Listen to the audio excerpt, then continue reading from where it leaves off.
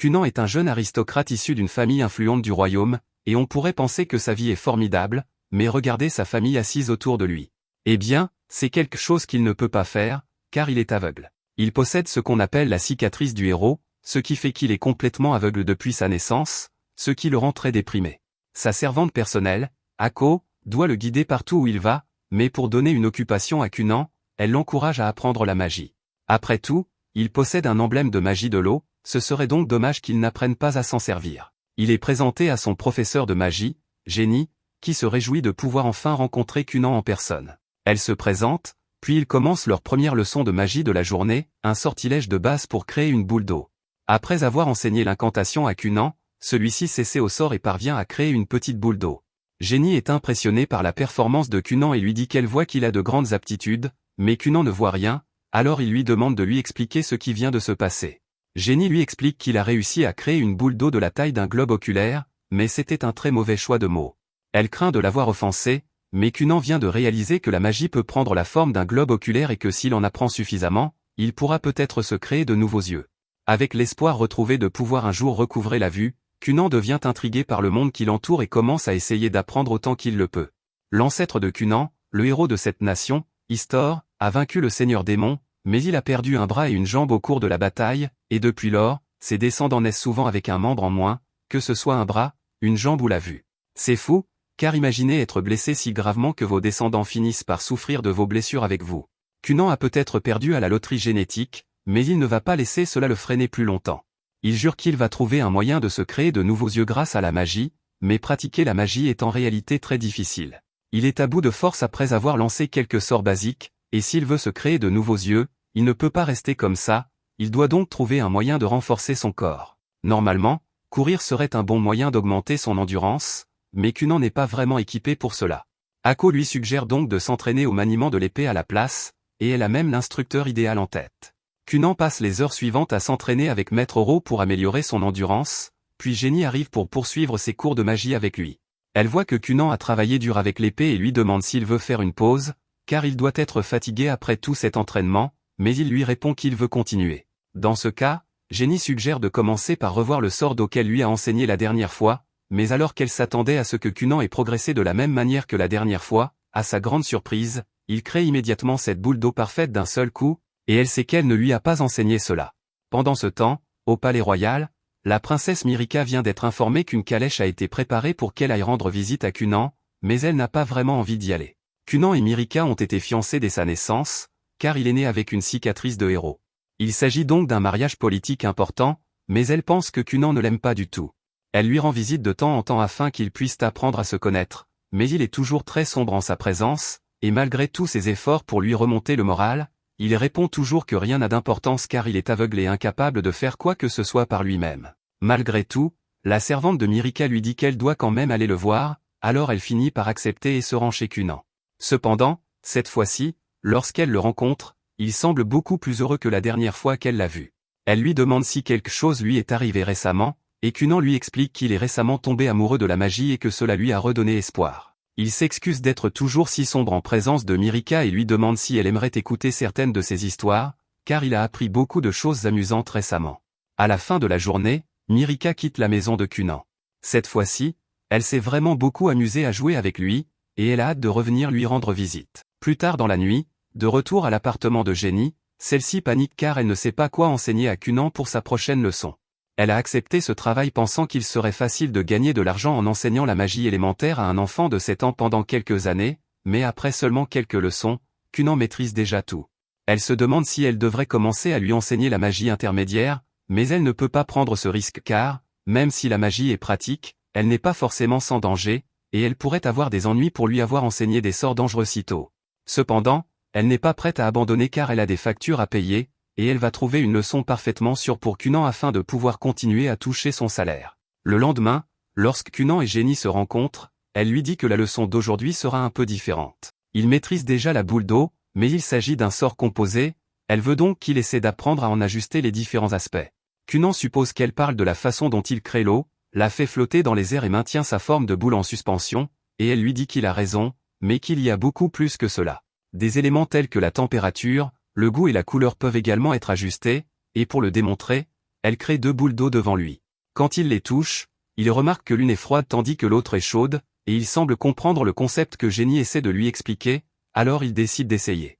Jenny est surprise de l'entendre dire cela, car elle avait prévu de lui enseigner cette leçon au cours des prochaines semaines, mais rien qu'à partir de ses explications, il comprend déjà les bases de la technique et a même réussi à créer de l'eau aromatisée au jus de fruits.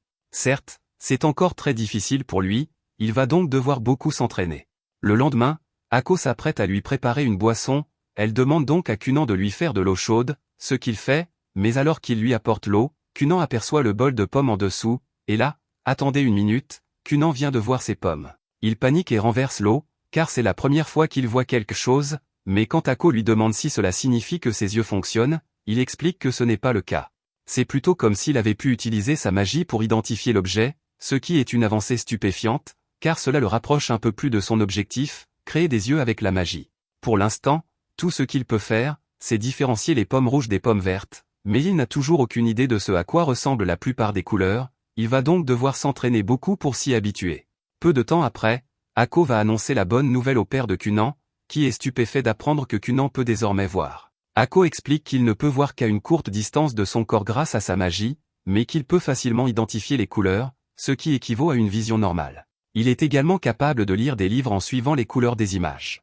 Il ne comprend toujours pas les mots, car il n'a jamais appris à lire quand il était enfant, mais ce n'est qu'une question de temps avant qu'il ne maîtrise cela, et le père de Cunan est heureux de l'apprendre. Plus tard dans la journée, Cunan se prépare pour son cours de magie habituel avec Jenny, mais pendant qu'il attend son arrivée, il a une idée et décide de surprendre Jenny en lui montrant à quel point sa magie s'est améliorée. Pour ce faire, il crée une énorme boule d'eau rouge dans les airs, et Ako trouve cela magnifique, mais un instant plus tard, sa famille vient voir comment il va, et Cunan est tellement excité de les voir qu'il perd le contrôle de la boule d'eau et l'éclabousse sur lui-même et Ako. La mère de Cunan est horrifiée en le voyant dans cet état, mais il ne comprend pas pourquoi elle en fait toute une histoire, puisqu'il est simplement recouvert d'eau rouge. Ako lui explique que la couleur rouge peut être un peu dérangeante pour la plupart des gens, car c'est la même couleur que le sang humain, mais Cunan n'avait aucune idée que le sang était rouge. Cunan passe la plupart de son temps libre à lire, ce que son père a remarqué. Il convoque donc Ixio, le frère de Cunan, dans son bureau pour lui faire part de ses projets. Il dit à Ixio qu'il envisage d'envoyer Cunan à l'école maintenant qu'il est capable de prendre soin de lui-même, mais qu'il aura besoin qu'Ixio veille sur lui autant que possible en tant que frère aîné. Quelque temps plus tard, Cunan est convoqué à la succursale principale pour rencontrer son père, mais il ne sait pas de quoi il s'agit, car il n'a rien fait de mal récemment. Lorsqu'il rencontre enfin son père, celui-ci lui annonce qu'il a une nouvelle très importante à lui communiquer. Selon le tuteur de Cunan, celui-ci a déjà terminé la plupart des matières enseignées à l'école pour enfants nobles, même s'il n'y a jamais mis les pieds. Il se demande si Cunan est curieux de savoir ce que l'on ressent lorsqu'on va à l'école, mais Cunan répond qu'il n'est pas particulièrement intéressé par la scolarité. Après tout, il ne voudrait pas être un fardeau pour ses camarades de classe, et il a ses propres objectifs à atteindre. Il demande à son père si le fait qu'il ne souhaite pas aller à l'école pose problème, et c'est en quelque sorte le cas, car l'école est obligatoire pour tous les enfants nobles et, techniquement, Cunan est déjà inscrit, du moins sur le papier. Mais en raison de sa situation particulière, son père a obtenu du roi qu'il fasse une exception pour lui. Cependant, maintenant que Cunan a appris à voir suffisamment bien pour se déplacer seul, son père pense qu'il est temps pour lui d'envisager de retourner à l'école. Cunan demande s'il essaie de se débarrasser de lui à cause de l'incident de l'eau rouge, et le père de Cunan est encore un peu contrarié à ce sujet, mais ce n'est pas la raison. Il dit cela pour le bien de la princesse Mirica, car si Cunan ne va pas à l'école, cela lui donnera une mauvaise image auprès des autres nobles, et même s'il ne se soucie pas de son image publique en tant que futur mari de Mirica, toute opinion négative à son sujet aurait également des répercussions sur elle. Cunan comprend le point de vue de son père, alors il accepte d'aller à l'école, mais il pense toujours que ce sera une perte de temps, car il n'y a rien de nouveau à apprendre là-bas. Son père lui dit qu'il n'a pas besoin d'assister aux cours, il doit juste passer tous les examens nécessaires pour obtenir son diplôme, et comme il a déjà terminé le programme avec son tuteur, cela devrait être facile pour lui. Peu de temps après, Cunan rencontre Mirica pour lui annoncer qu'il va bientôt aller à l'école. Elle est très enthousiaste, car cela signifie qu'elle pourra passer plus de temps avec lui à l'école, mais Cunan est un peu inquiet, car si Mirica est tout le temps avec lui, tous les garçons qui ont le béguin pour elle seront jaloux et pourraient s'en prendre à lui. Mirica lui dit que tout ira probablement bien, mais pour être honnête, cela ne semble pas très rassurant, alors Cunan pense qu'il devrait probablement se procurer une nouvelle baguette pour se défendre. Le jour du départ, Cunan et Ixio montent dans une calèche pour se rendre à l'académie, mais pour rendre le trajet un peu plus confortable, Cunan jette un sort d'eau sur les roues afin qu'elles agissent comme des amortisseurs. Ixio est impressionné par les progrès réalisés par Kunan en matière de magie, mais Kunan répond qu'il est juste devenu un peu plus fort, ce n'est donc pas grand-chose. Il s'excuse également, car il est certain d'avoir beaucoup inquiété son frère avec sa dépression, mais il est désormais déterminé à survivre quoi qu'il arrive, et Ixio n'a donc plus à s'inquiéter pour lui. Ixio est heureux que Kunan ait changé pour le mieux, mais Kunan déclare alors qu'il fera tout pour réussir, même si cela signifie que le reste du monde doit périr, ce qui le fait basculer du côté des méchants, et Ixio recommence à s'inquiéter un peu. Ils finissent par arriver à l'école et Kunan peut entendre les voix de dizaines de nouvelles personnes à la fois. Dans le passé, il aurait immédiatement renoncé sans même essayer, mais plus maintenant. Il demande à Mirika de lui prendre la main alors qu'ils entrent tous les deux dans le bâtiment, et près de l'entrée, un professeur l'attend pour le rencontrer. Cast a été chargé d'accompagner Kunan et de le surveiller pendant les examens de passage dans la classe supérieure, mais elle est un peu inquiète car elle a entendu dire que Kunan était un garçon timide et réservé et elle ne sait pas trop comment s'y prendre avec quelqu'un comme lui qui refuse de socialiser. À sa grande surprise, quelques instants plus tard, elle voit Kunan et Mirika passer avec Ixio et ils semblent tous discuter normalement. Elle les rattrape et se présente comme la professeure qui sera chargée de s'occuper de Kunan aujourd'hui, et Kunan lui dit qu'il est ravi de la rencontrer. La cloche sonne peu après, Mirika et Ixio doivent donc se rendre dans leurs classes respectives. Mirika dit au revoir à Kunan et lui donne rendez-vous à la cafétéria pour le déjeuner une fois qu'il aura terminé ses examens.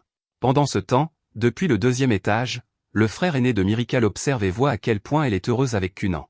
Il pourrait donc la soutenir, mais non, il préfère être méchant, et il a l'intention de confronter Kunan dès qu'il le trouvera. Pendant ce temps, Kunan vient d'arriver dans la salle d'examen, et Cast lui explique les bases. Il doit passer 5 examens, et normalement, ces examens sont répartis dans le temps pour donner aux élèves le temps de se préparer, mais une exception a été faite, et il sera autorisé à passer les examens les uns après les autres. Kunan s'excuse auprès d'elle pour le dérangement, expliquant que son père et le roi sont pratiquement les meilleurs amis du monde, et qu'ils ont probablement tiré quelques ficelles pour forcer l'école à faire une exception pour lui. Il se lance alors dans une digression sur la proximité entre son père et le roi, mais elle ne veut vraiment pas en entendre parler, car elle préfère rester en dehors de la politique de la haute société. Une fois les examens terminés, Cast se rend dans la salle des professeurs pour les corriger. Elle pensait devoir truquer un peu les notes de Kunan pour s'assurer qu'il réussisse, puisque le roi le soutient, mais il a en fait réussi tous les examens tout seul, ce qui n'a aucun sens pour quelqu'un qui a séché l'école jusqu'à présent. Après l'examen, Kunan retrouve Mirika, et ils s'apprêtent à déjeuner ensemble quand soudain, Lyle les interrompt. Mirika semble avoir peur de son frère, car il a des tendances violentes, mais Kunan ne sait pas que Lyle est le frère de Mirika et, franchement, il s'en fiche, car si Lyle contrarie Mirika, il doit partir. Kunan s'apprête à s'en prendre à Lyle, mais à ce moment-là, Ixio arrive et se place devant lui pour essayer d'apaiser les tensions. Il demande poliment à Lyle de laisser Kunan et Mirika tranquilles, et il ne peut pas faire grand-chose d'autre, car il ne peut pas se permettre d'être impoli envers le 6e prince du royaume. Cependant, pendant que Lyle criait sur Ixio, Kunan jette secrètement un sort et rassemble des gouttelettes d'eau autour de l'entrejambe du pantalon de Lyle avant de faire semblant de ne rien remarquer et de crier « Oh non, le prince Lyle vient de faire pipi dans son pantalon ». Tous les regards se tournent instantanément vers l'entrejambe de Lyle, et même s'il n'y avoir fait pipi sur lui-même, les preuves sont accablantes. Pour éviter une humiliation supplémentaire, il est contraint de partir. Ixio et Mirika sont soulagés que Lyle soit parti, mais ils savent tous deux que Kunan est forcément derrière cette histoire de pipi. Kunan évite la question et change de sujet en demandant aux autres ce qu'ils aimeraient manger pour le déjeuner. Après s'être assis, Kunan demande aux autres s'ils savent pourquoi Lyle faisait tout un plat plutôt sans raison, et Mirika lui dit que c'était probablement pour la tenir en respect. Lyle est le 6e prince, tandis qu'elle est la 9e princesse, donc elle est en dessous de lui dans la hiérarchie royale, mais puisqu'elle est fiancée à Kunan, un sorcier qui possède la cicatrice du héros, cela la place dans une position bien plus élevée en termes de statut. Il se sent probablement menacé à l'idée que Mirika le dépasse dans la hiérarchie, alors il essayait d'établir sa domination, mais ce n'est pas forcément une mauvaise personne. Kunan a un peu l'impression d'avoir peut-être exagéré plus tôt, alors il se demande s'il devrait s'excuser pour ce qu'il a fait, mais les autres rejettent immédiatement l'idée et lui disent que là il a eu ce qu'il méritait après le coup qu'il a tiré aujourd'hui. Le temps passe, et de retour à la maison, Kunan a commencé à apprendre à changer la texture de la glace pour qu'elle ressemble à d'autres choses. Cette fois, il a fait en sorte que la glace ait la texture d'une pomme, et son enseignante est impressionnée, mais elle lui dit qu'il devrait essayer de toucher plus de choses pour pouvoir utiliser différentes textures. Le jour de l'examen final arrive bientôt, et en arrivant à l'école pour la journée, Ixio remarque que Kunan touche beaucoup le cheval récemment. Il demande ce que c'est que cette histoire, et Kunan répond qu'il est juste en train de collecter des échantillons, mais Ixio n'a aucune idée de ce que cela est censé vouloir dire. Un peu plus tard, Mirika arrive pour saluer Kunan, et il lui dit qu'il va regretter de ne plus pouvoir lui parler à l'école tout le temps puisque ce sera son dernier jour ici, mais Mirika lui rappelle qu'ils ont encore toute la journée devant eux, donc pas besoin de dire au revoir maintenant. Ils se dirigent tous vers la salle d'examen, et Kunon est excité car c'est la première fois qu'il est réellement en classe avec d'autres élèves, mais il va aussi regretter tout le temps en privé qu'il passait avec la professeure Cast quand il passait ses tests. Cast lui dit qu'elle continuera à faire attention à lui, même s'il y a d'autres élèves ici, et Ixio remarque que Kunon et Cast semblent être devenus très proches. Kunon dit qu'il est naturel qu'ils soient devenus amis, puisqu'il a beaucoup appris sur Cast grâce à leurs discussions pendant ses tests, comme le fait que Cast n'est devenue enseignante ici que parce qu'elle avait le béguin pour un des hommes qui avait postulé pour le poste, mais que le type a finalement échoué alors que Cast a réussi, donc elle ne savait pas quoi faire et a décidé de continuer à enseigner. Les autres trouvent bien que Kunon et la professeure Cast s'entendent bien, mais ils trouvent aussi un peu bizarre qu'elle se confie sur sa vie amoureuse à un enfant. Juste à ce moment-là, un groupe d'autres enfants de la classe s'approche du groupe et demande à Ixio et Mirika de leur présenter Kunon, puisqu'ils n'ont pas encore eu l'occasion de lui parler et puisqu'ils sont si directs. Kunon se présente formellement. À vrai dire, il était un peu inquiet du fait que personne ne l'approche quand il était avec Ixio ou Mirika, alors il commençait à penser qu'il n'avait aucun ami du tout. Mirika lui dit que ses amis ne gardaient leur distance que parce qu'elle leur avait dit qu'elle voulait passer du temps de qualité avec lui sans être dérangée, et Kunon est soulagé d'entendre cela parce qu'il ne saurait pas quoi faire si Mirika ou Ixio se révélaient être des solitaires complets. Cela dit, personnellement, il ne s'inquiète pas d'être seul ou de n'avoir pas d'amis, donc cela ne le dérangerait pas tant que ça. Un peu plus tard, l'examen est sur le point de commencer, mais là il est encore dans le couloir à regarder par la fenêtre en faisant le cool et mystérieux. Ses larbins lui disent que l'examen final est sur le point de commencer, et là il dit qu'il est trop important pour s'inquiéter d'une chose pareille, mais il lui rappelle alors qu'il devra redoubler s'il le rate, donc il n'a pas le choix. Pendant ce temps, de retour dans la salle de classe, Kunon est occupé à tâter un pigeon près des fenêtres quand Cast annonce que le test est sur le point de commencer, donc tout le monde devrait s'asseoir. Mirika dit à Kunon qu'elle lui a gardé une place à côté d'elle, mais avant qu'il ne puisse accepter son offre, là elle s'interpose et commence à fusiller Kunon du regard. Ixio ne peut pas intervenir, mais il se souvient avoir entendu quelques femmes de chambre royale parler de ce que là il est un raté, mais elle ne le dirait jamais en face parce qu'il est encore un membre de la famille royale. La raison pour laquelle là il fait tant de crises et est toujours si en colère est qu'il sait que, même si les gens essaient d'agir respectueusement autour de lui, ils se moquent probablement tous de lui dans son dos.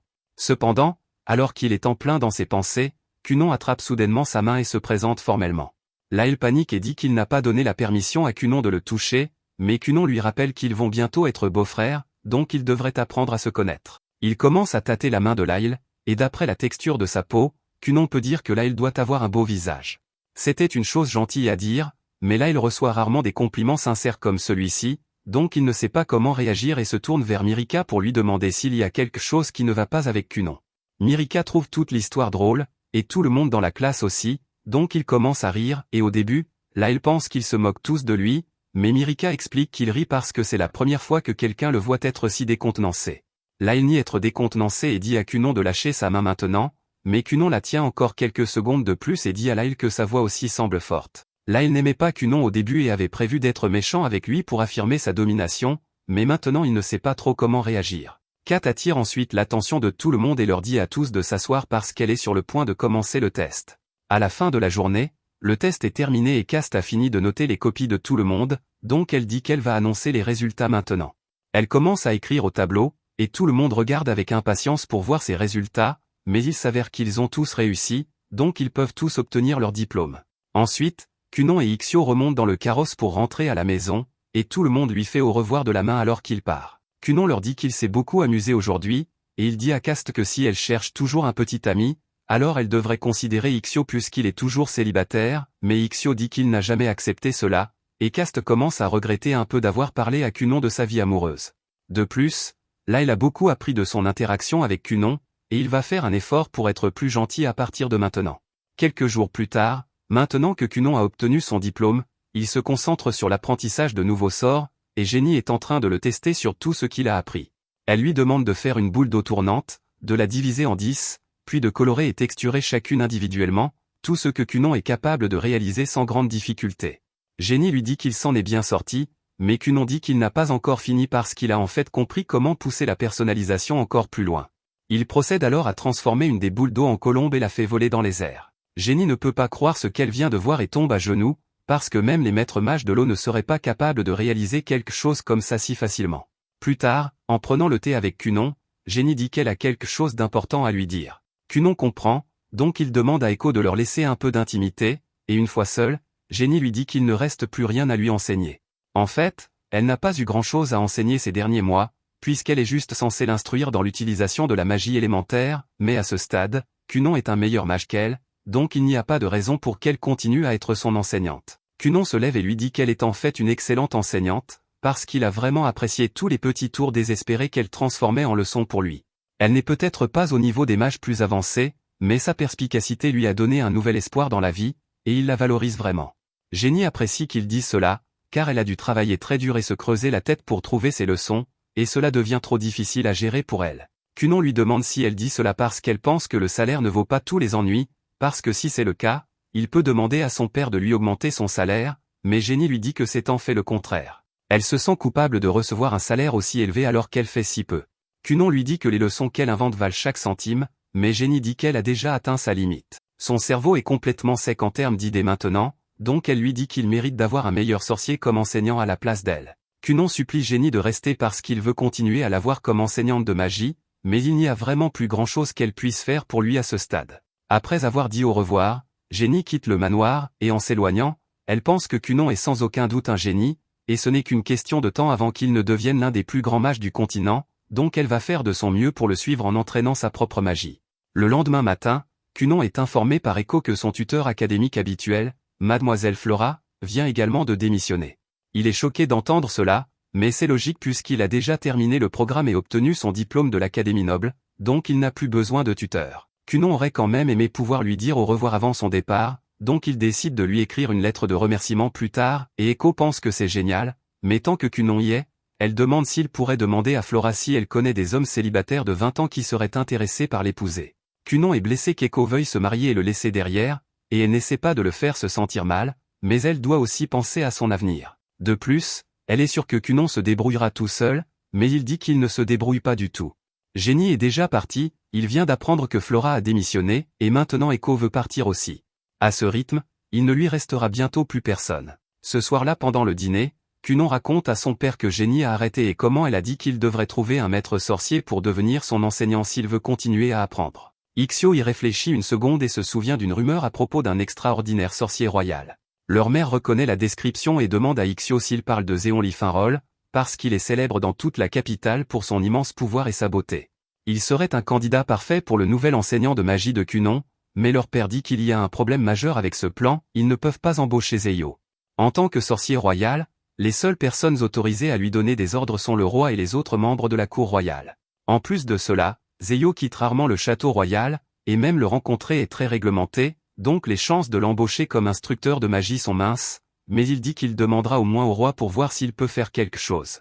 Un peu plus tard, le grand maître mage du château royal reçoit un rapport qui dit qu'un garçon sorcier de niveau apprenti demande à étudier sous l'un de ses sorciers royaux. C'est pratiquement inouï, même pour le fils d'un noble qui est le meilleur ami du roi. L'apprenti du grand maître se trouve être la sœur aînée de Mirika, donc elle aime personnellement Cunon, mais les sorciers royaux ne sont pas influencés par le statut ou le pouvoir. Le grand maître avait initialement l'intention de rejeter la demande, peu importe à quel point Cunon est bien connecté, mais il a commencé à lire le dossier de Cunon. Et c'est alors qu'il a réalisé que cet enfant pourrait en fait être spécial. Quelques jours plus tard, Cunon et son père se rendent à la capitale royale car ils viennent d'obtenir l'autorisation de rencontrer le sorcier royal. Ils sont tous les deux sincèrement surpris que cela fonctionne, car presque personne n'a jamais une opportunité comme celle-ci, et si la rencontre se passe bien, alors Cunon pourrait finalement réussir à en faire son tuteur. Cunon remercie son père d'avoir tiré les ficelles pour que cela se produise, mais son père lui dit qu'il n'y a eu aucun népotisme. Les sorciers royaux se sont simplement intéressés à Cunon après avoir lu son dossier, bien qu'ils ne sachent pas pourquoi. Pour passer le temps, Cunon décide de faire un chat avec de l'eau, et on dirait que son contrôle des sorts s'est beaucoup amélioré, car il ressemblait à la texture exacte d'un vrai chat. Cependant, il n'a toujours pas trouvé comment le faire bouger naturellement ou produire des sons, mais son père l'adore absolument. À leur arrivée au château, tous deux sont accueillis par Dame Recha. Cunon fait sa salutation habituelle, mais on l'informe alors que Recha est en fait la deuxième princesse, ce qui fait d'elle la sœur aînée de Mirika, alors Cunon dit qu'il est heureux de rencontrer enfin sa future belle-sœur. Recha remarque que le père de Cunon porte un chat, et elle le trouve vraiment mignon, mais lorsqu'il le pose, Cunon annule son sort, et le chat redevient une flaque d'eau. Elle est stupéfaite qu'un enfant puisse avoir un tel niveau de maîtrise car elle n'avait pas réalisé que ce n'était pas un vrai chat, et cela signifie que Cunon est bien plus doué qu'elle ne le pensait. Elle propose de le conduire immédiatement à la Tour Noire, mais avant qu'il ne parte, le père de Cunon l'informe qu'il a une audience avec le roi plus tard dans la journée, alors il demande si Cunon pourra rentrer seul sans problème. Cunon dit qu'il est tout à fait capable de voyager seul, alors son père dit qu'il arrangera pour qu'un carrosse vienne le chercher plus tard dans la journée. Alors que Cunon et Recha traversent les couloirs, Cunon commence à lui poser une série de questions sur la magie avancée, mais il parle beaucoup trop vite pour qu'elle puisse le suivre. Elle dit à Cunon qu'elle est encore nouvelle ici, donc elle n'est pas préparée à répondre à toutes ces questions. Il y a 10 princesses et 7 princes dans ce royaume, et généralement ils doivent tous rivaliser les uns avec les autres en termes de réalisation pour hériter du royaume, mais Recha a renoncé à ses droits au trône pour poursuivre une carrière de sorcière ici. Elle s'inquiète aussi un peu que Cunon puisse être entraîné dans la bataille pour la succession royale, mais c'est alors qu'elle remarque que Cunon ne marche plus, il glisse. Elle lui demande comment il fait cela, alors il explique qu'il a simplement créé une couche de glace sous ses pieds pour réduire la friction. Il lui demande si elle aimerait essayer aussi, et Recha semble très excitée à cette idée, mais d'abord, c'est son travail de mettre Cunon au courant des règles de base de la Tour Noire. Premièrement, il ne doit pas s'impliquer imprudemment dans aucune faction, et il ne doit signer aucun contrat douteux ni dire quoi que ce soit qui pourrait lui causer des problèmes plus tard. Et maintenant que cela est réglé, elle demande à Cunon de transformer ses chaussures en patins. Une minute plus tard, tous deux patinent dans les couloirs sans le moindre souci, mais cela cause un énorme remue-ménage, donc quelques gardes tentent de les faire arrêter. Cependant, ils sont beaucoup trop rapides pour qu'ils puissent les rattraper. C'est alors que le capitaine des chevaliers, Dario, passe par là et remarque ce qui se passe, alors il se met à poursuivre Cunon et Recha et leur ordonne d'arrêter de patiner dans les couloirs. Cunon commence à s'inquiéter un peu qu'ils puissent avoir des ennuis, alors il demande à Recha s'il devrait s'arrêter, mais elle dit qu'elle s'amuse beaucoup trop, donc ils doivent juste aller encore plus vite pour semer Dario. Malheureusement, Dario ne manque jamais son jour d'entraînement des jambes, donc il rattrape facilement les deux et leur donne une longue réprimande dans la cour par la suite. Après cela, Cunon est finalement conduit pour rencontrer Actar, le grand mage, et dès que Cunon le rencontre, il peut dire qu'Actar est le vrai deal. Actar se souvient avoir entendu que Cunon a un crest d'eau sur son corps, et Cunon le confirme, expliquant qu'il est sur son épaule droite. Actar jette un coup d'œil et découvre que le crest de Cunon est un 2 étoiles, mais Cunon n'a jamais entendu parler de cette classification auparavant, alors il demande ce que cela est censé signifier. Actar explique qu'il existe 7 types de crestes différents, les 4 élémentaires, et ensuite il y a la lumière, les ténèbres et l'impur. Ils ont aussi des rangs, et 2 étoiles est l'un des plus communs car c'est l'avant-dernier. Recha mentionne qu'elle se trouve aussi être un 2 étoiles avec un crest devant, et si c'est le cas, alors Cunon suppose qu'Actar doit être plus haut. Actar demande ce qui l'a conduit à cette conclusion, alors il explique que la densité magique autour de lui est bien plus élevée que celle de Recha, un peu comme du fromage ordinaire comparé à du bleu premium. Actar pense que c'est une façon amusante de voir les choses, mais il n'aime pas non plus être comparé à du fromage, alors il dit à Cunon de ne plus jamais l'appeler ainsi. Cela dit, Actar informe Cunon qu'il a un crest 4 étoiles, mais avoir un nombre de crestes bas ou haut n'indique pas nécessairement la compétence magique de quelqu'un. Cela indique simplement la quantité totale d'énergie qu'il peut utiliser. Quoi qu'il en soit, maintenant que les informations ennuyeuses sont données, Actar invite Cunon à descendre dans la cour pour que le plaisir puisse officiellement commencer. En bas, un groupe de sorciers royaux se rassemble pour assister à la magie de Cunon car ils ont entendu qu'il est vraiment impressionnant. Actar dit qu'il veut que Cunon passe un petit test, et Cunon est tout à fait d'accord car s'il réussit, alors il pourrait être autorisé à avoir un sorcier royal comme tuteur. Actar appelle l'un des sorciers, Victo, et lui demande de commencer le test, et il procède à lancer quelques dizaines de boules d'eau autour de lui. Actar informe alors Cunon qu'il doit surmonter le sort de Victo avec sa propre magie, et Cunon est sans voix car c'est la première fois qu'il doit faire quelque chose comme cela.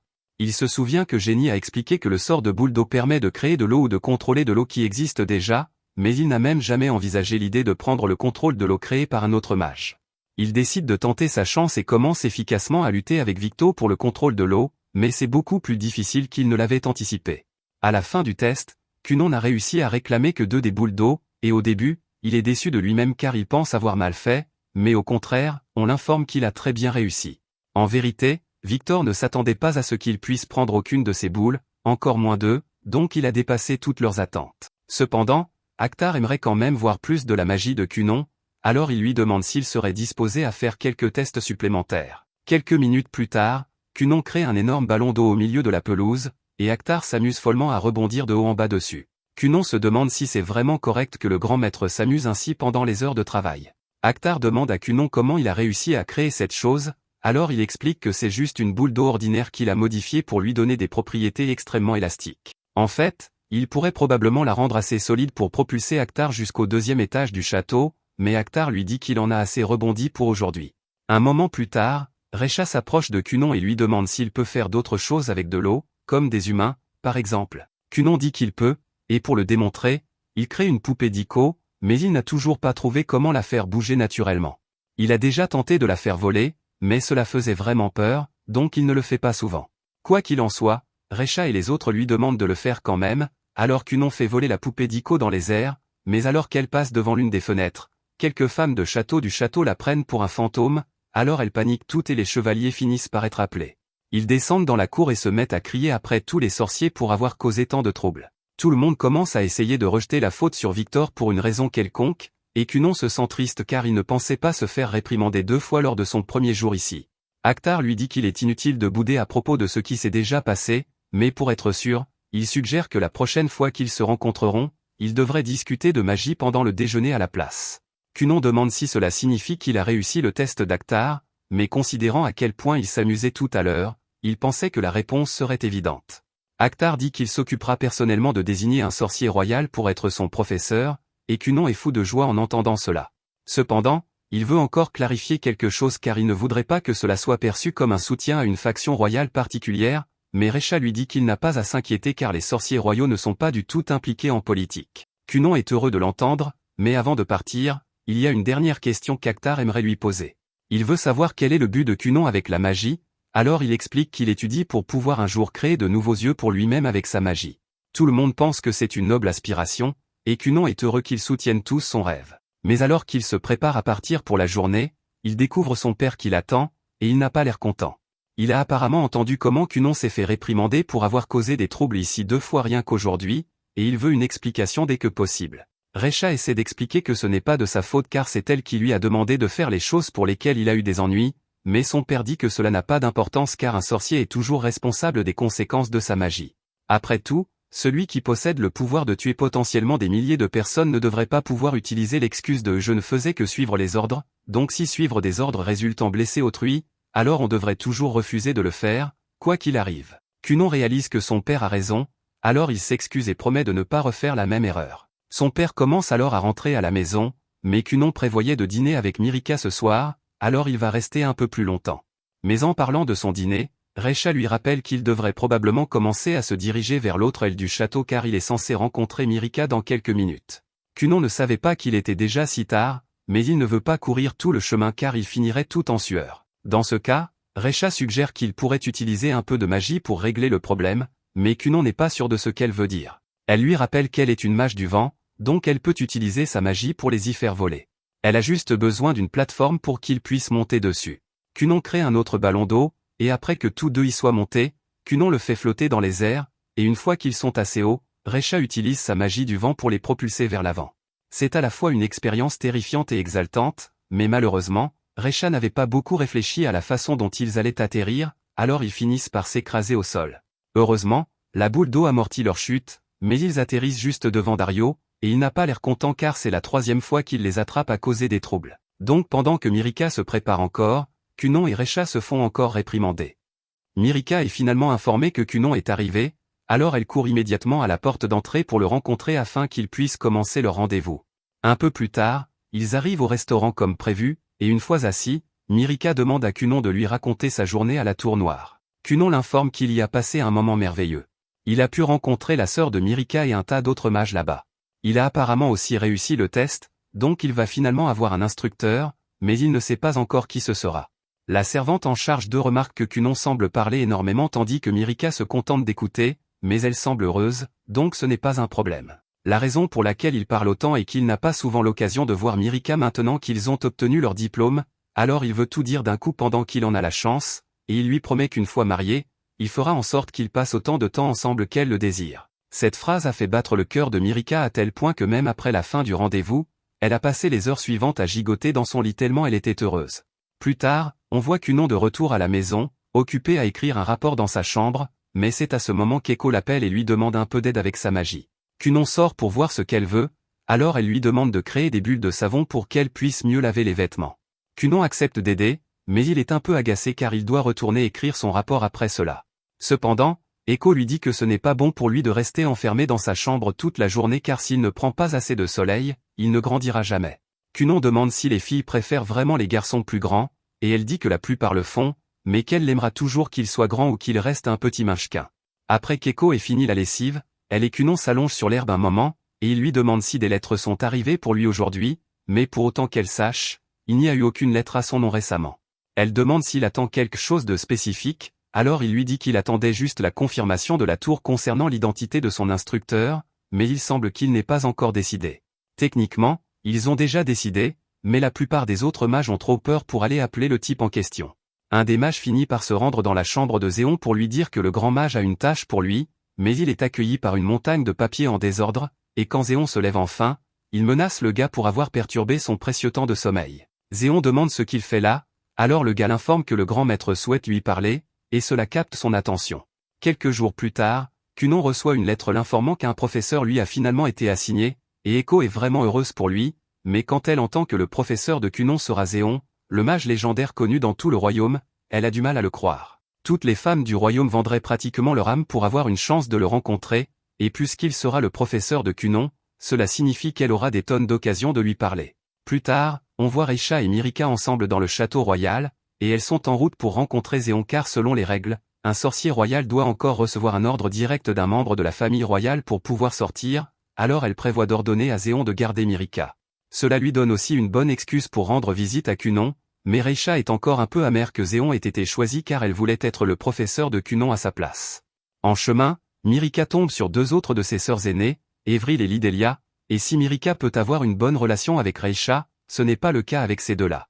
Elle commence à parler du talent et de l'incroyable Kunon, et qu'en comparaison, Mirika est une ratée ordinaire qui profite juste de sa gloire, mais Reisha les coupe et leur dit de dégager si elles n'ont rien d'important à dire. Les deux sont furieuses, mais elles savent qu'elles ne peuvent pas tenir tête à Reisha, alors elles s'enfuient. Plus tard dans la journée, Kunon est dans son jardin avec Echo, attendant l'arrivée de Zéon et Mirika, et une fois que la calèche s'arrête, il se lève pour saluer Zéon. Cependant, à sa surprise, Mirika est la première à sortir de la calèche. Il ne s'attendait pas à ce qu'elle vienne aujourd'hui, mais il est heureux tout de même car c'est toujours un plaisir de la voir. Cependant, alors qu'il discute avec Mirika, Zéon descend de la calèche et Kunon devient silencieux dès l'instant où Zéon entre dans son rayon de détection. Quant à Echo, elle est en extase intérieure à la vue de Zéon, mais elle ne veut pas se ridiculiser, alors elle fait de son mieux pour garder un visage impassible. L'énergie magique que Kunon ressent venant de Zéon est incroyablement dense, et il peut immédiatement dire que Zéon est bien meilleur que tous les autres sorciers royaux qu'il a rencontrés l'autre jour. Mirika remarque que Kunon est soudainement devenu très silencieux, alors elle demande si quelque chose ne va pas, mais il dit que ce n'est rien. Il se présente à Zéon, mais Zéon fait clairement comprendre qu'il ne veut pas vraiment être là. La seule raison pour laquelle il a accepté de venir est que le grand maître lui a dit qu'il y avait un jeune mage intéressant ici, mais il doute que Kunon puisse être à la hauteur de ses attentes. Dario prend alors la parole et se présente formellement à tout le monde comme le chevalier envoyé pour protéger Mirika et Zéon pendant ce voyage. Kunon dit que c'est agréable de revoir Dario, ce qui surprend Mirika car elle ignorait que Kunon et Dario s'étaient déjà rencontrés, alors Kunon explique que Dario est le chevalier qui les a réprimandés, lui et Reisha, 3 fois la dernière fois qu'ils ont visité la capitale, mais qu'il ne faisait que son travail. Quoi qu'il en soit, quelques minutes plus tard, Kunon, Zéon et Mirika sont tous assis ensemble à une table dans le jardin, et au début, Kunon ignorait complètement Zéon car il était préoccupé à parler à Mirika, mais Zéon se lasse rapidement de regarder les deux flirter, alors il frappe du poing sur la table et dit à Kunon qu'il veut parler magie maintenant. Il essaie de faire comprendre à Kunon à quel point ses connaissances en magie sont insignifiantes en lui posant des questions bien au-delà de ses capacités, mais Kunon semble prêt à tout. Zéon demande à Kunon s'il connaît les sorts composés, alors Kunon déclare que ce sont essentiellement des sorts créés en divisant et en réarrangeant le cercle magique d'un sort original pour obtenir de nouveaux effets. Zéon demande à Kunon en combien de sections il peut diviser un sort actuellement, et il s'attendait à ce que Kunon dise quelque chose comme 5 ou 10, mais à sa surprise, Kunon révèle qu'il peut en fait gérer 31 sections différentes à la fois. Il peut parfois aller jusqu'à 32, mais son taux de succès à ce niveau est inconstant pour le moment. Zéon est sincèrement surpris d'entendre que Kunon est capable d'une magie aussi complexe, et il commence à comprendre pourquoi le grand maître était si intéressé par ce garçon, mais il est quand même meilleur. Il annonce fièrement qu'il peut aller jusqu'à 50 sections, et Kunon est stupéfait car il n'a aucune idée de comment Zéon a réussi ça. Mais avant d'aller plus loin, Zéon demande à Kunon comment il a réussi à surmonter l'obstacle des 20 sections puisque la plupart des mages restent bloqués là. Kunon explique qu'il a été facile de surmonter le goulet d'étranglement une fois qu'il a commencé à superposer les sorts. Zéon est impressionné que Cunon ait pu comprendre un concept aussi avancé tout seul, et il est logique que les autres sorciers royaux se soient battus pour devenir les professeurs de Cunon car un garçon avec ce genre de talent est extrêmement rare, mais il prévoit quand même de tester Cunon pour voir jusqu'où il peut aller. Cunon supplie Zéon de lui montrer à quoi ressemble un sort à 50 couches, mais Zéon ne voit pas l'intérêt de faire cela car il ne pourra pas le reproduire en le voyant une seule fois, et en plus, il n'a pas encore officiellement accepté Cunon comme son élève, donc il doit encore prouver qu'il en est digne. Zéon crée un mur de terre en utilisant la magie et dit à Cunon qu'il devra le détruire en utilisant la magie s'il veut devenir son élève. Il mentionne aussi qu'il a entendu parler du sort de matelas d'eau de Cunon par Reisha, alors il demande à Cunon de lui en faire un pour qu'il puisse se reposer pendant son test. Au début, Zéon pensait que ce serait juste un siège confortable pour observer les progrès de Cunon, mais dès qu'il touche le matelas d'eau, il s'évanouit à cause de son confort, et Echo ne lui en veut pas car la même chose lui est arrivée quand elle l'a essayé. De son côté, Cunon inspecte le mur de pierre pour voir s'il y a des failles structurelles qu'il pourrait exploiter, mais la chose est solide comme du roc et complètement lisse de partout. Il contient aussi la magie dense de Zéon pour maintenir sa dureté dans le temps. Il peut dire que le sort utilisé pour créer le mur contient plus de 40 sections, et il ne sait toujours pas comment Zéon parvient à utiliser autant de sections à la fois, mais cela ne fait aucune différence dans ce cas car il connaît déjà le moyen parfait pour détruire le mur. Cela dit, il préférerait le faire avec Zéon en train de regarder, alors il se rassoit pour continuer à parler à Mirika jusqu'à ce que Zéon se réveille. 2 heures plus tard, Zéon se lève enfin de sa sieste et, voyant le mur toujours intact, il demande à Cunon s'il a renoncé à essayer de le détruire. Cependant, Cunon lui dit que ce n'est pas le cas, il n'a tout simplement pas encore commencé. Il demande si Zéon est prêt à ce qu'il commence à détruire le mur, et Zéon lui dit de commencer, alors Cunon lance le sort de bulle qu'il a utilisé récemment. Zéon est impressionné car il comprend ce que Cunon essaie de faire, alors il demande à Cunon comment il a réussi à trouver cette solution. Il explique que bien que ce soit un mur de terre très solide, en fin de compte, il est toujours fait de terre, alors il a pensé que s'il le recouvrait de suffisamment d'eau, il finirait par être saturé et se désagréger tout seul. Zéon dit à Cunon qu'il a très bien réussi car la plupart des gens, face à un test comme celui-ci, opteraient immédiatement pour la force brute, mais Cunon a choisi d'utiliser la finesse à la place et c'est une compétence précieuse pour un mage. Il dit à Cunon qu'à partir de maintenant, il est officiellement son élève, et Cunon est extrêmement heureux car non seulement il a un maître merveilleux, mais il a aussi Mirika à ses côtés. Cependant, Zéon coupe court aux avances de Cunon et lui dit qu'il n'aura plus beaucoup de temps pour ça car il a des milliers de choses à apprendre et des tonnes de recherches à faire, et sur ce point, il demande à Mirika ce qu'elle prévoit de faire. Il lui dit que Cunon a déjà un talent exceptionnel et que ce n'est qu'une question de temps avant qu'il ne devienne l'une des personnes les plus influentes du royaume, et quand cela arrivera, il n'y aura pas de pénurie de femmes demandant sa main, alors comment Mirika se démarquera-t-elle alors? Mirika comprend ce qu'il essaie de dire, mais Cunon dit à Zéon d'arrêter d'être si méchant avec elle. Zéon dit qu'il ne voulait rien dire de mal car en fait, il l'encourage, mais Cunon lui dit qu'il y a encore des choses qu'on ne devrait pas dire comme ça, et avec la façon dont il agit, Cunon ne serait pas surpris si Zéon avait été involontairement méchant avec la fille qu'il aimait à un moment donné, et que quelqu'un d'autre avait pu la lui voler à cause de ça. Ces mots ont touché une corde sensible chez Zéon à l'instant, mais il ne l'admettra pas, alors il crie simplement à Cunon de se taire. Plus tard dans la nuit, Mirika rentre chez elle et réfléchit sérieusement à ce que Zéon a dit plus tôt dans la journée. Elle sait que Cunon va devenir une personne incroyable dans le futur, et si elle veut rester digne d'être sa partenaire, alors elle va devoir s'améliorer d'une manière ou d'une autre. Quelques jours plus tard, Zéon et Mirika sont de retour chez Cunon pour sa prochaine leçon, et Cunon est tellement excité qu'il a du mal à se contenir. Cependant, au lieu de s'entraîner, Zéon avait apparemment autre chose en tête pour la leçon de Cunon aujourd'hui, il l'emmène donc dans un bureau vide et déverse un tas de documents sur la table pour qu'il les trie. C'était techniquement censé être le travail de Zéon, mais il est trop paresseux pour le faire, alors il dit à Cunon qu'il doit les parcourir tous d'ici la fin de la journée et lui demande de faire un autre lit d'eau pour qu'il puisse faire une sieste en attendant. Comme Cunon va être occupé avec ça toute la journée, Mirika ne pourra pas du tout lui parler, alors Echo propose de lui préparer une tasse de thé pendant qu'elle attend. Cependant, Mirika décline et dit qu'elle a en fait une faveur à demander. Mirika dit à Echo qu'elle aimerait pratiquer son escrime pendant son temps libre ici, mais elle lui demande de garder cela secret vis-à-vis de Cunon car elle ne veut pas qu'il le découvre avant qu'elle ne soit devenue suffisamment bonne pour être digne de lui. Pendant que Mirika s'entraîne dehors, Cunon est toujours occupé à organiser tous les documents de Zéon, mais c'est incroyablement difficile puisque l'écriture de Zéon le qualifie pratiquement pour être médecin. Un peu plus tard, Zéon se réveille enfin de sa sieste et demande à Cunon s'il a fini avec les documents, mais Cunon lui dit qu'il n'en est encore qu'à la moitié. Zéon dit à Cunon qu'il est bien trop lent, mais Cunon se défend et dit qu'il aurait fini maintenant si Zéon n'avait pas une écriture de bambin. La moitié des documents sont complètement indéchiffrables, Donc Cunon a pratiquement été forcé de comprendre la plupart des théories par lui-même pour pouvoir les réécrire dans quelque chose qui ne ressemble pas à des pattes de mouche. Zéon ne peut nier que son écriture est un véritable gâchis, mais il dit que c'est une partie importante de l'entraînement de Cunon car il y a une différence entre l'information et la connaissance. Si Cunon avait simplement lu les documents, alors tout ce qu'il aurait obtenu serait de l'information, mais puisque l'écriture est si mauvaise, il est pratiquement forcé de déchiffrer toutes les théories par lui-même au lieu de simplement les lire, et cela rend beaucoup plus probable qu'il se souviendra réellement du concept plus tard. Cela a beaucoup de sens, donc Cunon remercie Zéon d'être un si bon professeur, mais ce n'est encore qu'une façon pour Zéon de refiler son travail à Cunon. À la fin de la journée, il est temps pour Zéon et Mirika de partir, mais Cunon a encore quelques questions à poser car il se souvient avoir vu un diagramme d'un sort dans l'un des documents et il se demandait de quoi il s'agissait. Zéon sait de quoi parle Cunon, mais il serait plus facile de lui montrer plutôt que d'expliquer ici, alors il dit à Cunon de venir à la Tour Noire quand ce sera l'heure de leur prochaine leçon. Quelques jours plus tard, Cunon arrive à la Tour Noire, et tous les sorciers royaux sont ravis de le revoir. Ils sont excités de voir plus de magie de Cunon, mais Zéon coupe court aux réjouissances et dit à tout le monde que Cunon est là pour le voir, donc ils doivent reculer. Il dit ensuite à Cunon de le suivre, mais quand Reisha et les autres réalisent que Zéon essaie d'amener Cunon dans sa chambre, ils essaient tous de l'arrêter car c'est bien trop dangereux là-dedans pour un enfant.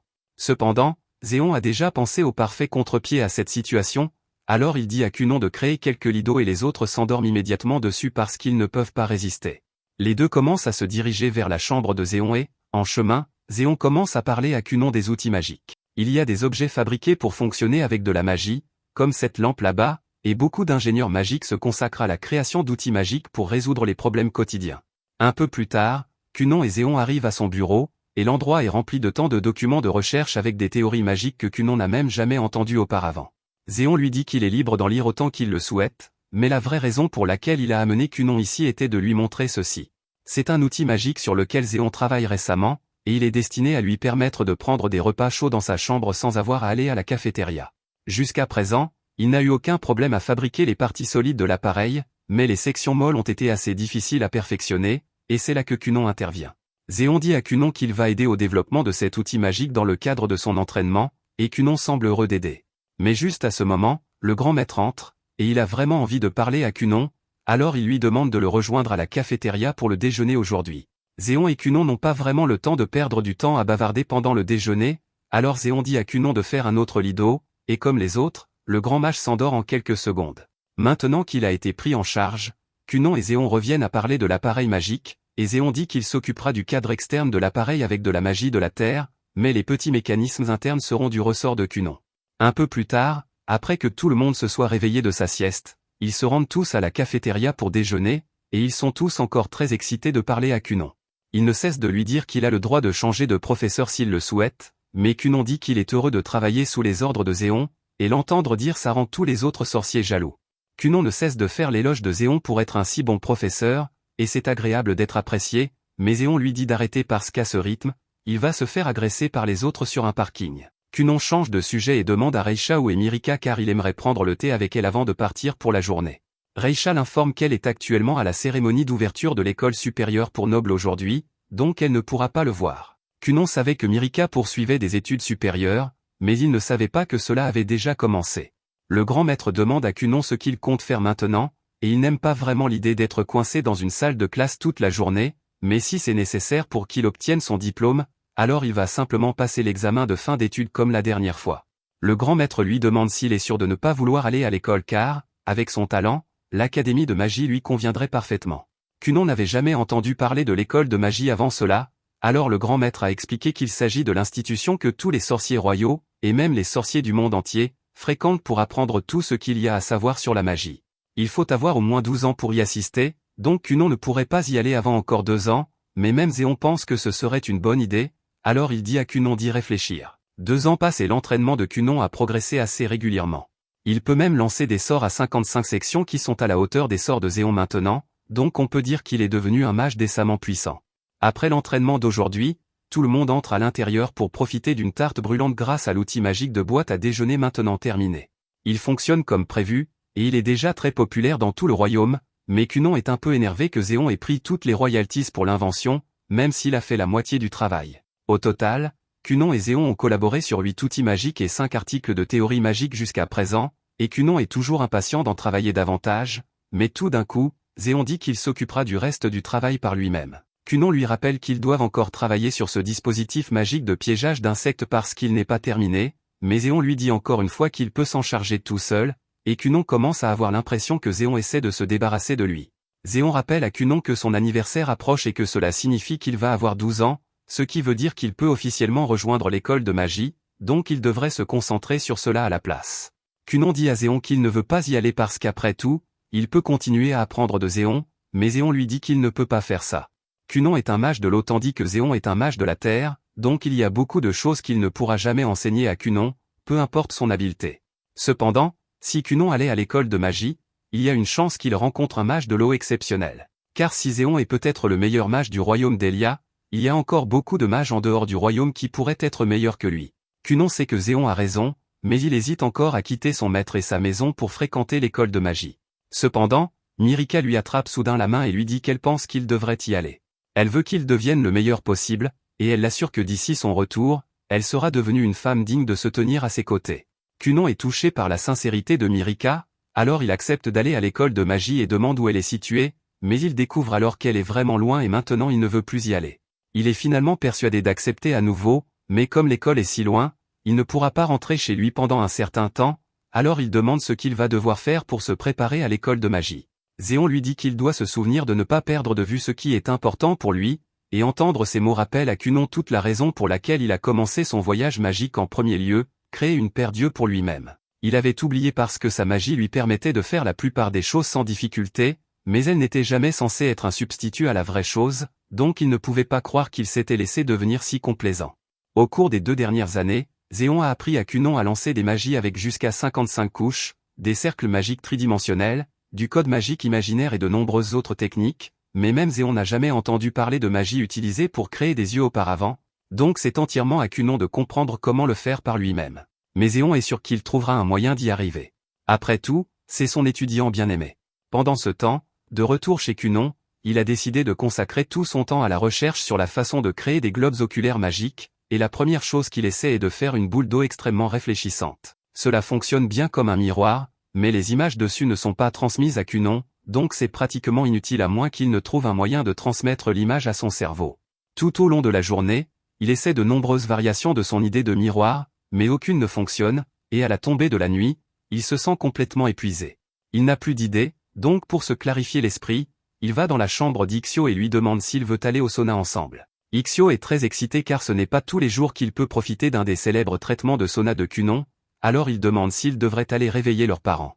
Cunon dit qu'il ne voudrait pas les déranger si tard dans la nuit, mais Ixio sait qu'ils aiment le sauna autant que lui, donc il serait contrarié s'il ne les réveillait pas pour ça. Un peu plus tard, toute la famille se rassemble dans le sauna, et Cunon le remplit de vapeur pour qu'ils puissent tous profiter de la chaleur. Ixio demande à Cunon pourquoi il a soudainement voulu utiliser le sauna aussi tard dans la nuit puisque c'est rare pour lui, alors il explique qu'il a travaillé sur son plus grand projet récemment, mais il a rencontré un blocage.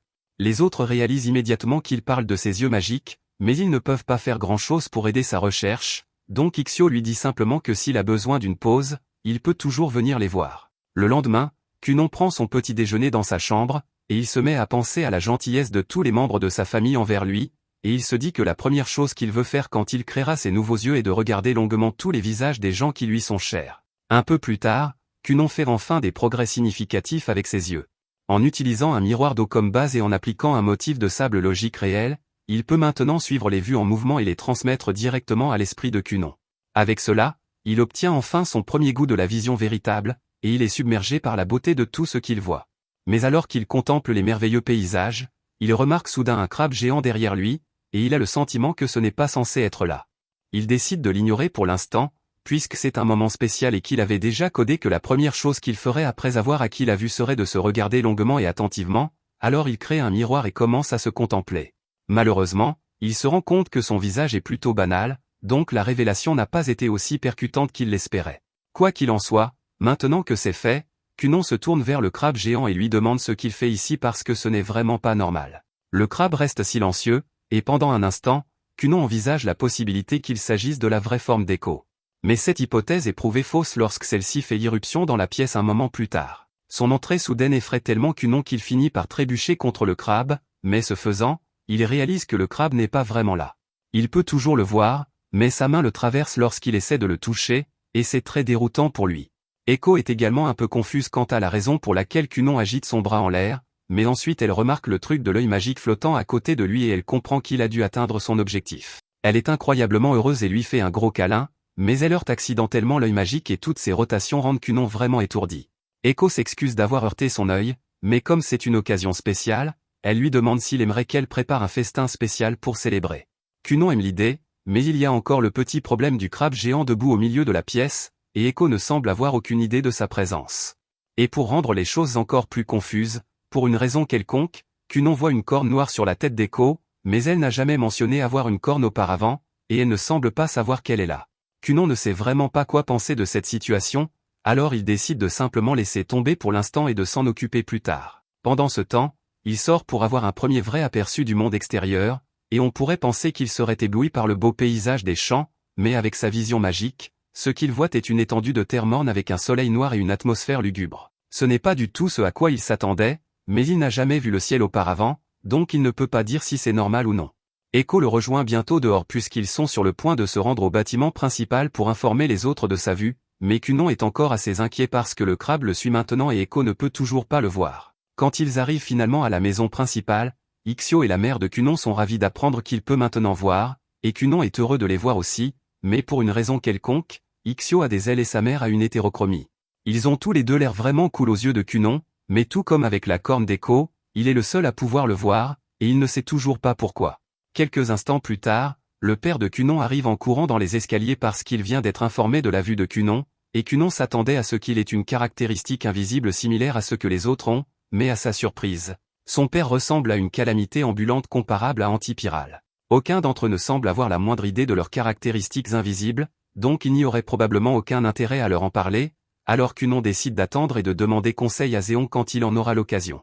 La nouvelle de l'exploit de Kunon atteint bientôt le château royal. Zéon est informé qu'il est autorisé à quitter le château pour rendre visite même s'il n'est plus l'instructeur de Kunon, puisque c'est une occasion spéciale. Plus tard dans la journée, le carrosse du château arrive et Mirika est la première à sortir et à saluer Kunon. Elle lui dit qu'elle est vraiment heureuse qu'il ait pu réaliser son rêve et lui demande de voir comment le sort fonctionne. Kunon accepte et forme son œil magique, expliquant qu'il reflète toutes les images et les transmet directement à son cerveau, bien que ses vrais yeux doivent encore être ouverts pour qu'il puisse voir quoi que ce soit. Sur ce, Mirika remarque que les yeux de Kunon ont été fermés tout ce temps, alors elle lui demande de la regarder, mais Kunon est un peu nerveux parce qu'il ne sait pas à quoi va ressembler Mirika. Il ouvre lentement les yeux et regarde dans la direction de Mirika, et heureusement, elle a l'air parfaitement normale et aussi belle que Kunon l'avait imaginé, bien qu'elle ait une plume qui dépasse de sa tête, mais c'est quelque chose que Kunon peut simplement ignorer. Dario arrive bientôt aussi pour féliciter Kunon de ses réalisations, et aux yeux de Kunon, il a l'air d'avoir une sorte d'épée légendaire sur le dos, mais ce n'est rien comparé à ce que Kunon voit quand Zéon arrive enfin parce qu'il ressemble carrément à un être de pure lumière. Il a du mal à regarder directement Zéon parce qu'il est trop brillant, et au début, Zéon pense que Kunon plaisante, mais Kunon lui dit qu'il ressemble vraiment à un téléphone à luminosité maximale au milieu de la nuit. Kunon demande à Zéon de le rejoindre à l'intérieur parce qu'il a quelque chose qu'il veut discuter en privé, et Zéon accepte, alors il suit Kunon à l'intérieur. Pendant ce temps, Mirika se rend dans le jardin pour continuer son entraînement avec Dario comme d'habitude. À l'intérieur, Kunon informe Zéon de tout ce qui s'est passé depuis qu'il a acquis la vision, y compris le crabe géant qui le suit partout où il va et les caractéristiques aléatoires qu'il ne cesse de repérer sur les gens. Zéon trouve toute cette histoire hilarante puisqu'il n'a jamais rien entendu de tel auparavant, mais Kunon ne trouve pas ça drôle parce que quand il finira par épouser Mirika et emménager avec elle, il ne voudra pas avoir à gérer un crabe géant qui surveille tout ce qu'il fait. Sérieusement, Zéon croit que Kunon dit la vérité parce que les descriptions qu'il donne semblent un peu trop vives pour qu'il les ait inventées. Il est aussi flatté par le fait que Kunon le voit comme un être de lumière et en est fier, même s'il ne sait pas ce que cela signifie. Il y a deux possibilités auxquelles il peut penser pour la situation actuelle de Kunon, et l'une est que l'œil magique de Kunon pourrait lui permettre de voir la forme des âmes des gens, c'est pourquoi il voit des caractéristiques cachées que personne d'autre ne peut voir. Kunon accepte que c'est possible, mais si c'est le cas, alors cela voudrait dire que son âme est un crabe géant, et il ne veut pas accepter cela. Zéon suggère aussi que cela pourrait être des hallucinations provoquées par une intense maladie magique, mais Kunon n'a jamais entendu parler de la maladie magique auparavant, donc il ne sait pas ce que cela signifie. Zéon explique que dans ce monde, il y a divers endroits qui sont denses en énergie magique, et il traversait une telle zone quand il a soudainement été pris d'un étourdissement. C'était comme s'il avait descendu 20 shots de vodka d'un coup, et il a commencé à voir des dizaines de créatures immatérielles se déplaçant dans la zone sans forme physique. Cela ressemble vraiment à ce que Cunon vit, mais il n'y a aucun moyen d'en être sûr puisque ni l'un ni l'autre n'a beaucoup d'informations sur ce qu'est ce phénomène. Zéon lui dit qu'ils pourront en apprendre davantage à mesure que Cunon regardera de plus en plus de choses, mais jusque-là, ils doivent continuer à travailler sur des théories pour trouver un schéma. Cunon lui demande s'il est possible qu'il ait simplement raté l'œil magique quand il l'a créé, c'est pourquoi il voit tous ces trucs bizarres, mais Zéon lui dit que ce n'est pas possible parce que tout ce que quelqu'un d'aussi brillant que Cunon fait est destiné à fonctionner. Il y a beaucoup de créatures dans la nature qui ne peuvent pas voir les couleurs, certaines avec des dizaines d'yeux et d'autres sans yeux du tout. Il n'y a pas de manière universellement correcte de voir, donc c'est parfaitement bien pour Cunon d'avoir sa propre façon de voir le monde, et en plus, les choses qu'il voit pourraient avoir une signification qu'ils n'ont pas encore comprise. Mais en attendant, il ne devrait probablement pas parler à qui que ce soit des choses étranges qu'il voit puisque ce serait une mauvaise idée d'attirer l'attention dessus avant d'avoir compris comment ça marche. Cunon est d'accord avec Zéon, et il est content d'avoir choisi de lui demander conseil avant de faire quoi que ce soit d'autre, mais le regarder directement lui fait encore mal aux yeux, donc il est difficile de rester concentré. Tard dans la soirée, Mirika a fini son entraînement, mais Cunon parle encore avec Zéon à l'intérieur et elle ne peut pas partir sans Zéon, donc elle doit attendre ici avec Echo. Comme l'anniversaire de Cunon approche, Mirika demande à Echo si elle a une idée de ce qui serait un bon cadeau pour lui, mais Echo lui dit que Cunon sera heureux avec tout ce que Mirika lui donnera, donc il n'est pas nécessaire de trop réfléchir. Quelques instants plus tard, Cunon et Zéon sortent enfin, mais dès que Zéon voit Mirika, il éclate de rire parce qu'il ne peut s'empêcher d'imaginer à quel point elle doit être drôle aux yeux de Cunon puisqu'il la voit avec une plume qui dépasse de sa tête. Plus tard, Echo aide Cunon à nettoyer son bureau, et elle lui demande où elle doit mettre cette pile de livres, mais il dit qu'il a déjà fini de les lire donc elle peut simplement les ramener à la bibliothèque du bâtiment principal. La raison pour laquelle il nettoie le bureau est qu'aujourd'hui c'est son 12e anniversaire, et il a officiellement décidé d'aller à l'école de magie. Ce soir-là, la famille de Cunon organise une fête pour lui, et ils lui donnent tous les cadeaux qu'ils ont préparés pour l'occasion. Ils sont heureux pour lui, mais ils sont aussi contrariés qu'il parte si loin. La mère de Cunon le prend assez mal parce qu'elle ne sait pas comment elle va gérer l'absence de Cunon, mais Cunon l'assure que peu importe à quelle distance il ira, il l'aimera toujours. Plus tard dans la nuit, Cunon et Mirika sont ensemble sur le balcon, et Mirika demande comment se passent les préparatifs de Cunon pour son départ. Il lui dit qu'il a juste emballé quelques-uns de ses vêtements les plus confortables et le strict nécessaire parce qu'il peut acheter tout ce dont il aura besoin une fois arrivé. Malheureusement, Mirika doit aller à l'école le jour où Cunon est censé partir, donc elle ne sera pas là pour lui dire au revoir avant son départ, mais Cunon comprend qu'elle a des choses à faire, donc ça ne le dérange pas. Mirika décide que c'est le bon moment pour donner à Cunon le cadeau qu'elle a choisi pour lui, alors elle lui tend une boîte, et quand il l'ouvre, il trouve un beau bracelet à l'intérieur. Mirika lui dit qu'elle a acheté un set assorti pour qu'ils le portent tous les deux, et si les choses deviennent difficiles pour lui à l'école de magie, elle veut qu'il parle au bracelet comme il le ferait avec elle, et elle fera de même avec son bracelet pour qu'il ne se manque pas trop. Cunon dit qu'il lui écrira des lettres aussi souvent que possible, à quoi Mirika répond la même chose, et ils promettent tous les deux d'attendre l'autre peu importe le temps que cela prendra. Le jour où Cunon doit partir, sa famille se rassemble pour lui dire au revoir, et ils retiennent tous leurs larmes, s'attendant à ce que Cunon soit aussi triste qu'eux, mais Cunon a déjà surmonté le chagrin de quitter sa famille, donc il n'est plus trop contrarié. Après tout, il ne sera parti que 4 ou 5 ans, et il a hâte de voir quel genre de sorcier il rencontrera à l'école de magie. 5 jours passent, et Cunon est toujours en route pour l'école de magie. Echo lui demande combien de temps il faudra encore pour arriver, et Cunon lui répond que ce sera long car l'école de magie se trouve dans un royaume complètement différent, et ils n'ont même pas encore quitté les frontières du Lia. À ce rythme, il leur faudra environ un mois pour arriver à l'école de magie, mais le bon côté des choses, c'est qu'ils devraient bientôt arriver au manoir du grand-père de Cunon, ils pourront donc s'y reposer un peu. Cela dit, Cunon est un peu appréhensif parce qu'Echo a clairement fait savoir qu'elle n'a pas l'intention de rester éternellement sa servante. Elle veut se marier et fonder une famille un jour, et si elle veut que cela arrive, c'est maintenant ou jamais. Cunon est toujours très réticent à l'idée de laisser Echo partir, alors Echo lui dit que s'il ne veut pas qu'elle parte à ce point, il n'a qu'à abandonner Mirika et l'épouser à la place, mais ils savent tous les deux que Cunon ne peut pas faire ça, donc c'est ainsi que les choses doivent se passer. Ils arrivent finalement à la résidence du grand-père de Cunon, et Cunon est un peu excité car cela fait 4 ans qu'il n'est pas venu ici. Il avait entendu dire que son grand-père possédait une vaste bibliothèque de livres de magie, alors il a pratiquement fait culpabiliser ses parents pour le laisser venir, mais il s'entend aussi très bien avec son grand-père. À ce moment-là, le grand-père de Cunon sort en courant pour le rencontrer, et il est absolument ravi de le revoir. Cunon est tout aussi heureux de voir son grand-père, mais l'histoire des caractéristiques invisibles va encore prendre du temps à s'habituer car son grand-père a apparemment des cornes de seigneur démon. Pour commémorer l'inscription de Cunon à l'école de magie, grand-père propose de lui acheter tout ce qu'il veut, et quand il dit tout, il le prend littéralement au pied de la lettre car l'homme est riche. Cependant, les parents de Cunon savaient déjà que quelque chose comme ça arriverait, c'est pourquoi sa mère a écrit une lettre interdisant spécifiquement à grand-père de dépenser plus de 500 000 pour un cadeau pour Cunon. Pour vous donner une idée, cela représente 2 à 3 mois de salaire pour Echo, et grand-père est vraiment déçu d'apprendre cela car il prévoyait d'acheter un paquebot de croisière pour Cunon.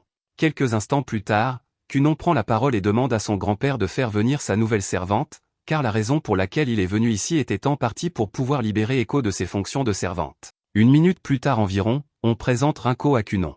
Rinko est la petite sœur d'Echo, et elle est pratiquement exactement comme Echo, mais contrairement à Echo, elle a déjà un fiancé, et Echo est un peu agacé par cela. Cela dit, elles s'entendent très bien. Rinko était un peu inquiète au début quand Echo l'a recommandée pour servir comme servante du fils d'un marquis qui possède une cicatrice de héros, mais maintenant qu'elle a réellement rencontré Cunon, il a l'air d'un gars vraiment cool. Echo informe Rinko que Cunon a tendance à oublier de manger quand il est très investi dans ses études de magie, donc elle va devoir lui apporter des sandwichs de temps en temps pour s'assurer qu'il ne se laisse pas accidentellement mourir de faim. Elle est sûre que Rinko s'entendra très bien avec Cunon, mais après avoir passé tant d'années à prendre soin de Cunon, Echo mentirait si elle disait que Cunon ne va pas beaucoup lui manquer. Elle prévient Rinko qu'elle ferait mieux de ne pas mettre d'idées coquines dans la tête de Cunon car elle ne supporte pas l'idée qu'il devienne un playboy. Rinko n'avait pas exactement l'intention de transformer Cunon en un Mac nommé Slickback, mais elle promet de faire attention au genre de choses auxquelles elle expose Cunon. Cela dit, elle ne peut pas faire grand-chose contre les femmes qui l'approchent car Cunon est un jeune homme gentil, talentueux et beau, donc dès qu'il mettra les pieds à l'école de magie, il sera forcément assailli par toutes sortes de femmes. Ainsi, il y a de fortes chances qu'il finisse par devenir un coureur de jupons tout seul.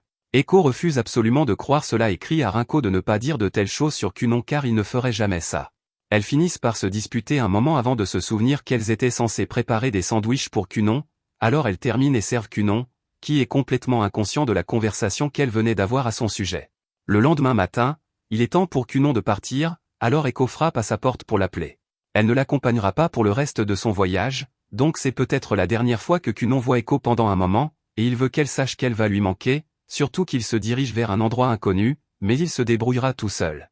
Les deux s'étreignent en se disant au revoir, et quelques minutes plus tard, Cunon et Rinko partent pour l'école de magie. Cunon se tourne vers Rinko et la remercie d'avoir accepté d'être sa servante, mais il se demande si cet arrangement est vraiment acceptable car, puisqu'elle va à l'école de magie avec lui, elle va être éloignée de son fiancé pendant au moins 6 ou 7 ans. Rinko l'assure que c'est bon car elle en a déjà parlé avec son partenaire, et ça ne le dérange pas d'attendre puisqu'elle fait ça pour gagner de l'argent pour le restaurant qu'ils veulent ouvrir ensemble. Quelques jours plus tard, Cunon et Rinko s'arrêtent dans une ville pour faire une pause, et Rinko est étonné par le nombre de magasins de magie qu'il y a ici. Cunon est tout aussi impressionné, mais alors qu'il marche dans la rue, il remarque un livre intéressant dans la vitrine d'une boutique, alors il décide d'entrer pour jeter un coup d'œil. Cunon est vraiment intrigué par les livres de magie car il n'a pas eu beaucoup d'occasion d'en lire, mais puisque c'est le cas, Rinko lui dit qu'il peut simplement acheter ce livre s'il le veut tant. Cunon lui dit qu'il finirait ruiné s'il faisait ça, et c'est là que Rinko remarque que le livre coûte 5 millions. Rinko pourrait se permettre d'ouvrir toute une chaîne de restaurants si elle avait ce genre d'argent, mais Cunon n'est pas vraiment surpris par le prix car les livres de magie sont généralement uniques, c'est pourquoi ils coûtent une fortune. La propriétaire du magasin surprend Cunon en train de parler et lui demande s'il est un mage de l'école de magie. Cunon explique qu'il est effectivement mage, mais qu'il n'est pas encore officiellement inscrit à l'académie. La propriétaire est ravie d'apprendre que Cunon est un vrai mage, alors elle lui demande de lui montrer un peu de sa magie, et comme elle a été polie, Cunon accepte. Il lance un sort et crée un minuscule chat dans les paumes de la femme à partir d'eau, et elle est émerveillée par la démonstration car elle n'a jamais rien vu de tel auparavant. Cunon lui demande si elle est mage aussi, mais elle explique qu'elle ne peut pas utiliser la magie. Elle aime simplement beaucoup les choses liées à la magie, donc on pourrait dire qu'elle est en quelque sorte une passionnée de magie. Elle s'estime vraiment chanceuse d'avoir rencontré un candidat à l'école de magie comme Cunon, mais le bassin de candidats à Durachik est assez relevé cette année, alors elle lui souhaite bonne chance. Cunon demande ce qu'elle entend par là, alors elle l'informe que la Sainte du Royaume Saint s'inscrit apparemment à l'école cette année, et elle n'est même pas la seule personne exceptionnelle que l'Académie ait reçue. L'année dernière, ils ont eu le prince infernal et l'éclair du nouveau royaume, donc si Cunon réussit à être accepté, alors il deviendra sûrement célèbre comme les autres. Cela a mis la propriétaire du magasin de si bonne humeur qu'elle propose de lui vendre un des grimoires les plus populaires publiés par le mage légendaire Zéon à prix réduit, mais Cunon refuse car il n'en a pas besoin alors que lui et Rinko quittent le magasin. Rinko est encore sous le choc du fait qu'un grimoire puisse coûter autant, mais à ce propos, elle demande à Cunon s'il est sûr d'avoir refusé l'offre de la commerçante car c'était une réduction importante, mais il dit qu'acheter le grimoire aurait été inutile car c'est lui qui a aidé Zéon à l'écrire. Ensuite, Cunon et Rinko se rendent dans un magasin de tissus, et là, Cunon commence immédiatement à toucher toute la marchandise à sa portée. Le propriétaire peut dire que Cunon doit être une sorte de noble car il est très bien habillé et est venu avec une servante, mais il n'a fait que frotter ses petits doigts sales sur la marchandise depuis son entrée. Ni lui ni Rinko n'ont dit un mot jusqu'à présent. Il crie après Cunon et lui dit d'arrêter de toucher à tous les matériaux, mais Cunon dit qu'il voulait juste voir la texture. Il demande au propriétaire quel type de fourrure c'est et on l'informe que c'est de la fourrure de renard noir, qui est extrêmement rare et difficile à obtenir. Maintenant que Cunon sait quelle est la texture de la fourrure, il crée tranquillement un renard noir, et le propriétaire du magasin est impressionné car il ne pensait pas que ce genre de choses était possible. Cunon s'excuse d'avoir rempli la marchandise du propriétaire du magasin sans demander la permission, mais il aime juste collectionner autant d'échantillons de texture que possible pour rendre ses créations aussi précises que possible. Le propriétaire demande à Cunon s'il peut vraiment créer n'importe quoi tant qu'il connaît la texture, et après que Cunon l'a confirmé, les pensées intrusives de l'homme gagnent, et il finit par demander si Cunon peut reproduire la sensation de cuisse épaisse. Rinko crie immédiatement après l'homme pour avoir osé demander une question aussi vulgaire à Cunon, et l'homme réalise que c'était inapproprié, mais Cunon répond quand même et explique qu'il a déjà essayé avec Echo, mais il s'est fait gronder pour ça, donc il n'a pas eu beaucoup de pratique. Après cela, Rinko traîne Cunon hors du magasin et lui dit qu'ils devraient continuer leur voyage vers Durashik, laissant l'homme désolé pour ce qu'il a dit. Quelques instants plus tard, la Sainte et ses amis entrent par hasard dans le magasin de l'homme, et elles sont surprises de le voir tenir un renard noir car, d'après ce qu'elles savent, les renards noirs détestent être près des humains, mais l'homme les informe que ce n'est pas un vrai renard. En y regardant de plus près, la Sainte réalise que c'est un sort. Elle essaie de le toucher, mais elle finit par détruire le sort et renverser l'eau sur l'entrejambe de l'homme. Elle s'excuse pour son erreur, mais la Sainte n'avait jamais vu un sort comme ça auparavant, alors elle et son entourage demandent aux commerçants de rester immobiles pendant qu'elles examinent la magie résiduelle de l'eau qu'elles ont renversée sur lui. Compte tenu de son statut, l'homme n'a d'autre choix que de faire ce qu'elle dit, mais se faire toucher l'entrejambe par des adolescentes au milieu de son magasin n'était pas sur sa liste de choses à faire aujourd'hui. Plus tard, Cunon et Rinko arrivent enfin à l'école de magie, et la première chose à faire est de s'inscrire au dortoir, mais ils sont choqués d'apprendre que les dortoirs sont déjà complètement pleins.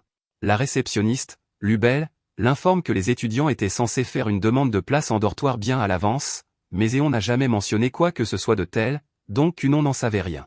Maintenant, lui et Rinko n'ont nulle part où loger, alors Rinko suggère qu'il pourrait rester à l'hôtel, mais les hôtels sont assez chers à long terme, et Cunon aimerait économiser le plus d'argent possible pour pouvoir s'offrir tout article magique dont il pourrait avoir besoin.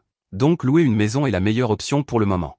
Heureusement, Lubel a justement une liste de propriétés locatives dans la région qu'elle garde sous la main pour les étudiants qui ne peuvent pas obtenir de place en dortoir, et grâce à son aide, à la fin de la journée, Cunon et Rinko ont trouvé une maison à louer.